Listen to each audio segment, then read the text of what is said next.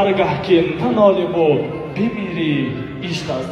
دوستان عزیز، خرسه که بلندتر میزنیم لحظه های احساسی است، لحظه های مهمترین حیات زندگی جهانگیر جان و دل افروز است. مرحبا خرسه که میزنیم دوستان عزیز، خرسه که مزش نیست. من محبتم برایتان محبت میطلبم، من عاشقم برایتان عشق میطلبم، من پادشاهم برایتان تخت میطلبم، من خوشبختی جهانم برایتان خوشبختی میطلبم. عشق در دل شعله صبح سعادت بوده است، عاشقی احساس بخشش های قسمت بوده است.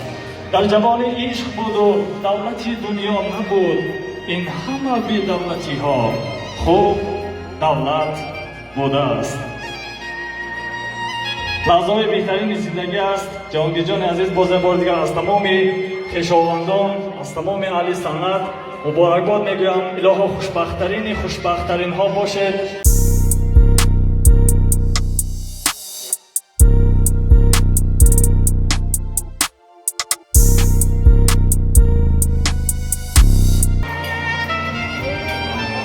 محبت چیست میپرسیدی از من، محبت چیست میپرسیدی از من. شبی بی ماه بود و بی ستاره، صدایت بود لرزان و شکسته، نگاهت شعله الماس پاره. محبت چیست میپرسیدی از من، شبی بی ماه بود و بی ستاره.